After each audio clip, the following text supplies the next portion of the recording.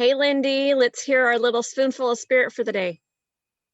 Okay, today the lesson is about marriage and more specifically marriage between husband and wife. And it is a more sensitive topic, I feel like, in our world today.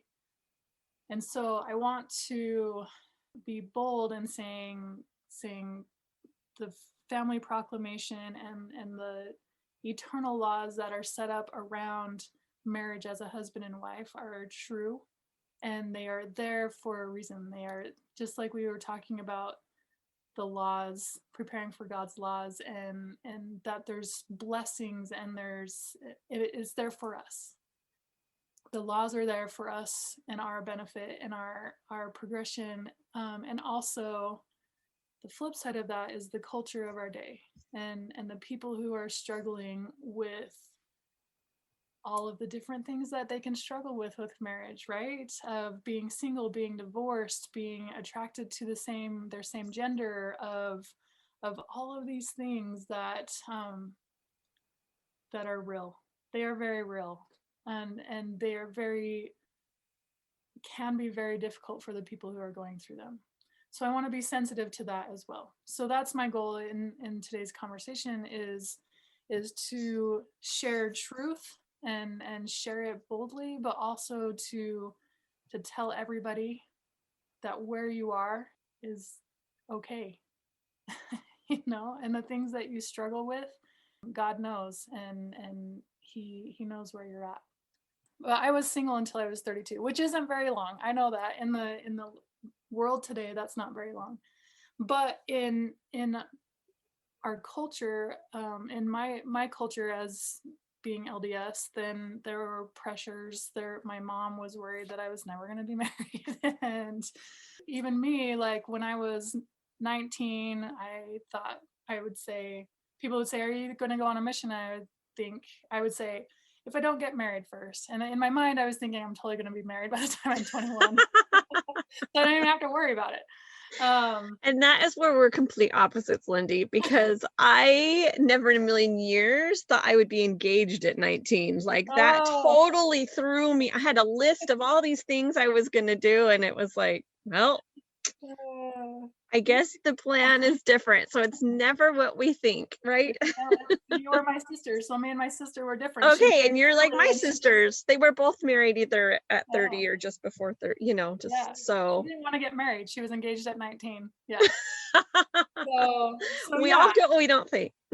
Um, but with that comes a perspective of I've had that conversation with God of like, if I never get married, if this isn't in the cards for me, what does that mean for me? Am I going to be a virgin always? Am I going to hang on to my testimony? Am I going to what does that mean for me? Because I mean, I had 10 years of like, oh, I thought I'd be married by now to kind of go through these things. And I remember at um, age 27, I finally got to the point where I'm like, I should not be trying so hard to get married. This shouldn't be my only focus. And so then I was able to let go of some of that stuff and move forward with my life, with being the best me that I could, and with progressing and growing. And that was a huge shift for me, and I was okay at that point with being single forever and what that would look like. And in fact, it got to the point where my prayers were said something like this, like, Heavenly Father, this person really wants to get married. So if it's between her and me, let it be her. I'm fine. And I say these things because I know personally what people are thinking, as far as, and even in same sex. And this is going to be very bold. When you're attracted to your same gender, then there is kind of a choice. There is nowhere that it says that it's a sin to be attracted to your same gender. There's nowhere that says that. Um, the but there is a law that says, it's called the law of chastity, that you don't enter into sexual relations without being married, and more specifically being married husband and wife. And I know that that is difficult. I can't imagine what that would feel like, but you do have a choice. You have a choice of the same choice that I have. Like, do I want to be single my whole life and pray and hope that this will all work out, this will all figure out in the next life and live. And I know that's a difficult choice. I have people in my family and close friends where they're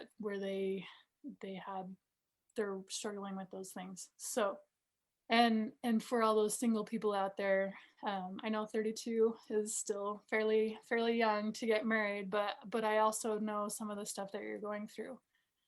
And I just want to say that there is a place for all of us in the gospel. There is a place for all of us in God's arms. I want to say this with the Spirit, and I want people to receive it with the Spirit. I would dare say that even if you've made the choice to break the law of chastity, God still loves you. If you've made these choices to not live that law, don't forsake God because of that choice. I think that's the hardest part, is that they make these choices and they walk away from God thinking that he doesn't love them anymore, and that is so far from the truth.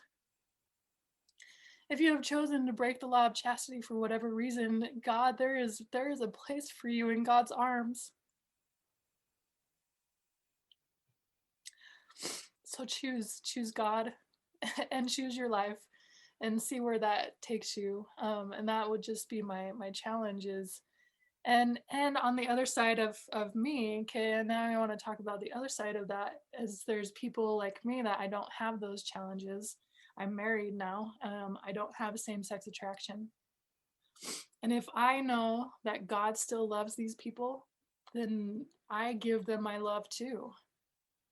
If somebody that is making these choices, love the crap out of them. It doesn't change who they are. It doesn't change your relationship with them. I mean, it might slightly, but not really. And just love and unity, and show them the love of Christ, because that's what everybody should feel no matter what. I have my weaknesses. We I all have do. I I have anger, and I pray every day that that the atonement will help my kids move past some of my anger fits, my Outbursts. tantrums.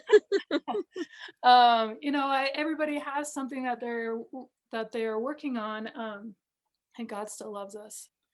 But I do want to testify and share that in the pre-earth life there was gender, and this is all in the family proclamation. In the pre-earth life there was gender, and there was a purpose to that gender, and there was a plan. And then here we have gender, and in the eternities there is a plan and a blessing for husband and wife being married together. There is a progression and an eternal law that is connected to marriage as husband and a wife, and I want to emphasize that as truth, and invite all families to read the family proclamation and to figure out how that fits into your life. Love it. It's perfect. I love the proclamation. It's so good. Thank you, Lindy. Yeah, thank you.